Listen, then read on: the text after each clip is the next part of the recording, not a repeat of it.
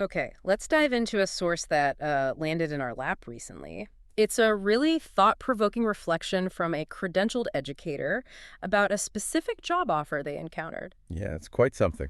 The title alone really grabbed us. Subminimum Expectations, a cautionary tale from the gigified future of special education. It just, sparks so many questions immediately. It does. Like, what does gigified even mean when we're talking about something as critical as special education? Exactly. And what's the warning? What's this cautionary tale about? Well, what's so fascinating here, I think, is how this one person's experience, just this single story, can shed light on these much larger systemic shifts happening. Right. So this deep dive is based on the insights shared by Jaime Hoerricks. James, an autistic educator, and they wrote about declining a specific job offer. It was from a company called Fullmind, advertised on LinkedIn. And the role was virtual extensive support needs educator, is that right? That's the one, California certified. Okay, so our mission today for this deep dive is basically to unpack this whole situation. We want to pull out the core issues Jaime raises about this gig economy model creeping into special ed. And figure out what it tells us, right, about the future of these really crucial support roles and what it means for access, not just for disabled students, but also for disabled educators themselves. Yeah, think of it as a shortcut, maybe. A way to see how these big economic trends are sort of quietly reshaping these very specialized fields. Absolutely. We'll look at the specific details from the source, the job itself, the application process, the questions Jaime asked, and why they ultimately said no. And then connect that back to the bigger picture implications that the source highlights. Which really brings up a crucial question for you, the listener, to think about. What actually happens when this highly specialized, legally mandated work gets treated like interchangeable piecework? Okay, so where does it start? According to the source, it began with seeing that LinkedIn job posting. Right. Virtual Extensive Support Needs Educator, California certified.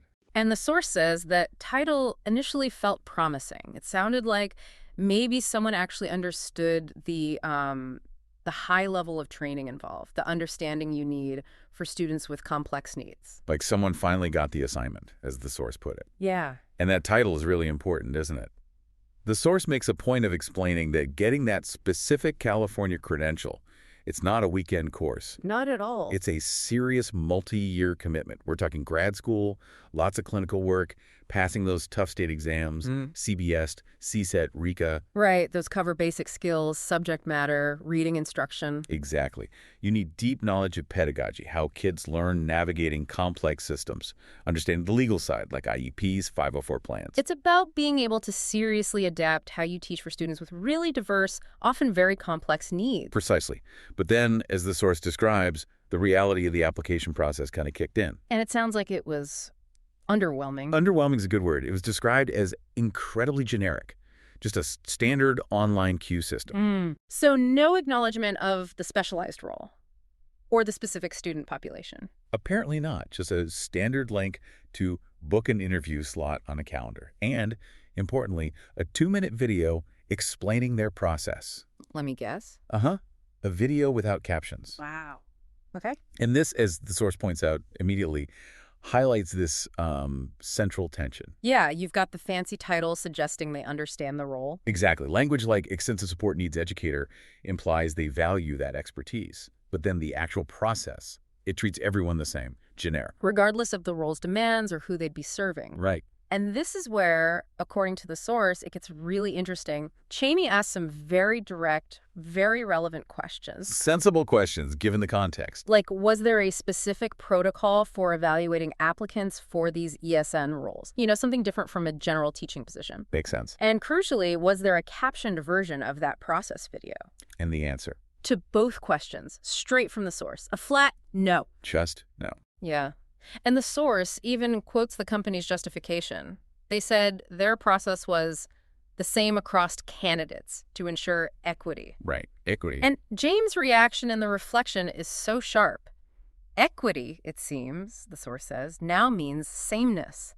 That phrase just dead. It really stays with you. It absolutely does, because the source argues quite powerfully that genuine equity, especially when you're serving disabled populations, isn't about sameness at all. No, it's the opposite. It's about adaptation, accessibility. Exactly. So denying captions on a hiring video, particularly when you're hiring educators who will work with students who might need captions or other access tools, and the educator themselves might need them. It's described as a profound irony, right? A profound irony and really a denial of the very access the role is supposedly about supporting. It's quite baffling. So, okay, beyond the problematic application process, the job itself, the structure described, that was the core issue. That was a real kicker, yeah. What was pitched as a professional role Right. turned into, what, piecework? Essentially, yes.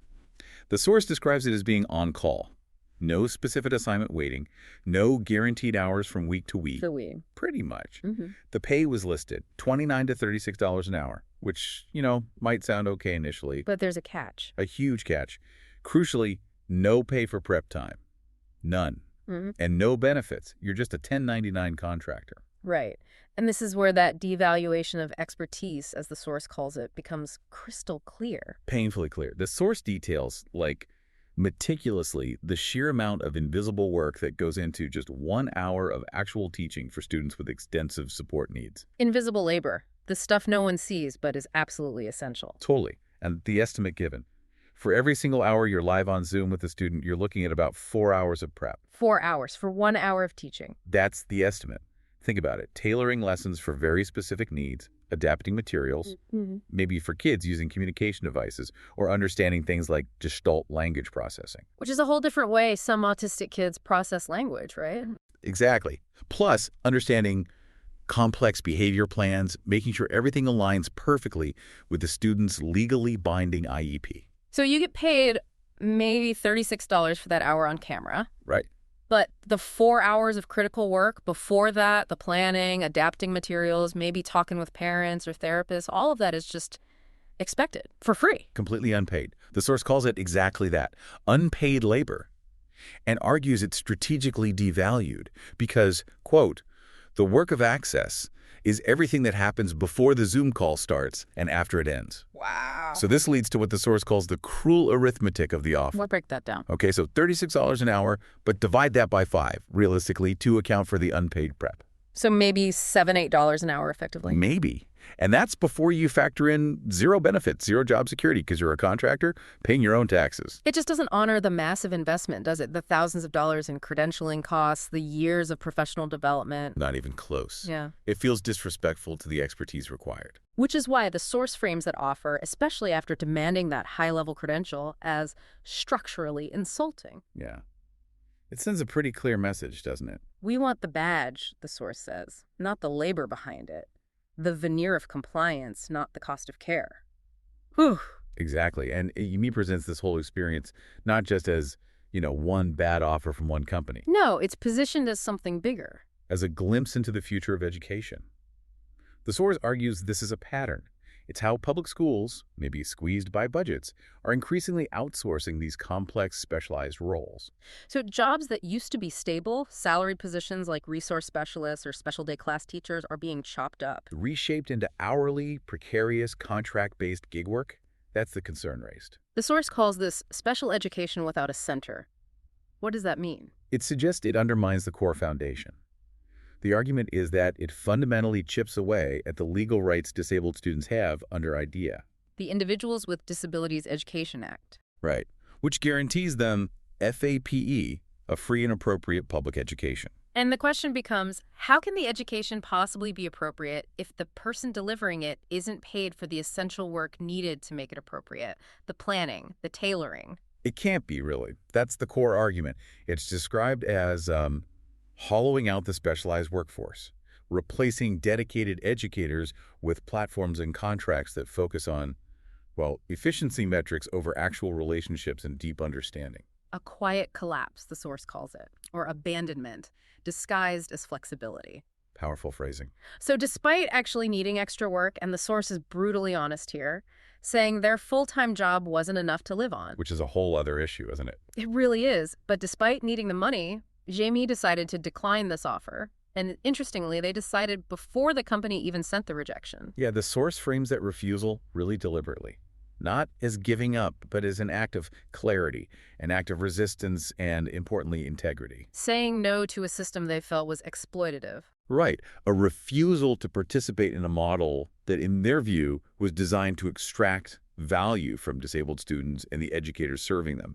It was about choosing work that means something. And protecting their own energy, right? They're spoons, as the source puts it, referencing spoon theory. Exactly, protecting their own capacity, especially after what sounds like a really demanding school year already. It was self-preservation, but also professional integrity. So when that automated email finally arrived, the standard, "we will not be moving forward," it was just the algorithm catching up. The decision had already been made, a conscious, principled no from the educator, rooted in care for themselves, for the students they might have served, and for the profession itself. Wow. Yeah, stepping through that one educator's experience really does. It brings some huge issues home, doesn't it? It absolutely does. It makes it so clear this isn't just about one job, one company. It's about this collision between the gig economy model and these highly specialized, deeply human fields like special education. It really forces you to stop and think about the true cost, the hidden cost of prioritizing efficiency when we're dealing with essential human services. Yeah, and it shines a bright light on how we value expertise or don't, Yeah. how we account for all that invisible labor, and the absolute baseline need for accessibility, especially for vulnerable groups. And that specific point where asking for basic accessibility, like captions, was met with this warped definition of equity that actually denied access. That's incredibly striking. It's alarming, frankly. And if you connect this back to the bigger picture, you have to ask. What does this trend mean long term, this gigifying of specialized roles? What does it mean for the actual quality of support kids receive? And what about the professionals, the people who've dedicated their careers to this work? What does it mean for them? It makes you wonder, doesn't it? What happens to a vital service when the system starts depending on highly skilled people doing critical, complex work basically for free, just because? Well, someone has to. hmm Leaves you with a really important question to chew on, doesn't it? How do we, as a society, make sure that these crucial support roles in education, in healthcare, you name it, truly value and properly compensate all the work involved? Not just the time you're on. Not just the visible delivery time, exactly, but the complex, often unseen labor that makes it all possible. What does it actually take to build systems grounded in care, in valuing people enough, instead of just extraction and these kinds of sub-minimum expectations?